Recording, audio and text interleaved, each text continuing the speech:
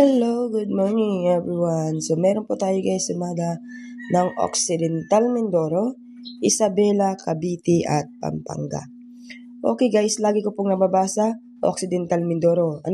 So lagi naman pong meron ng Occidental Mindoro, lagi naman po yung kasama, hindi naman po yan nawawala. So ang lang po kasi sa inyo guys, hindi nyo po kasi guys tinitingnan yung mga sumada at hindi nyo po guys binabackread. So hindi nyo po tinitingnan sa profile ko kung ano yung mga bago kong upload. Ano yung mga bago nating sumada.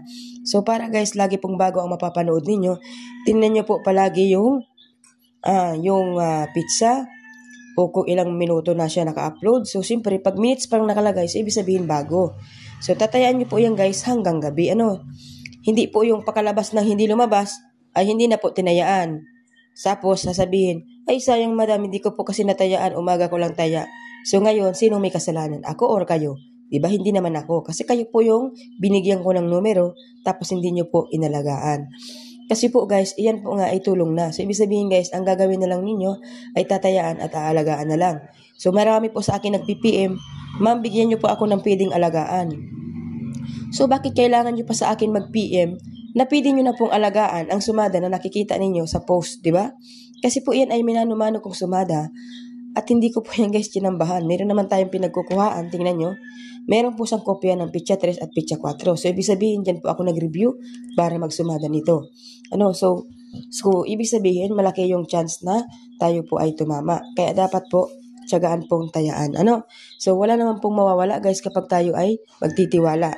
So doon po sa mga basher ko na sinasabi, alam nyo na pala na yan ang lalabas, doon sana, dinayan mo na yan. Diba? Hindi po kasi ako guys makapangyarihan na tao, Nag-i-instinct lang po tayo guys, So nagdi-diskarte, nagsusumada. Wala pong halo na magic, Kasi po, ang mayroon pong magic ay si Papa Jesus lamang. Kaya hindi po natin kaya ang powers nun. Tayo po ay nilalang lang. So, at least tayo po ay nakakatulong magsumada sa hindi po mga marunong. Okay, so ito po ang ating Isabela. So, wala pala nung isang beses, So, 28, 11, 17, STL ng Isabela. So, ang next natin dito guys ay yung Cavite. So, 22-2. Meron po yung chance magpumpiang ang Cavite. Pero, kasi tingnan nyo, 22-2, 28-8, 18-17, nagkapit pa.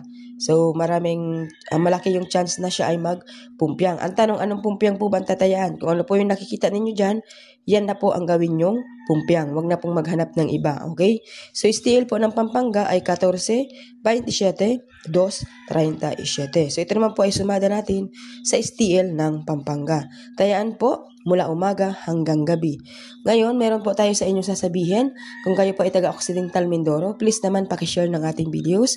Kung kayo naman po ay Isabela, pakishare naman guys. Cavite, pakishare naman. Pampanga, ishare nyo naman. So maraming salamat po sa mga magsishare ng ating videos. Advance pasasalamat. Sana po ay manalo kayo. Good luck everyone.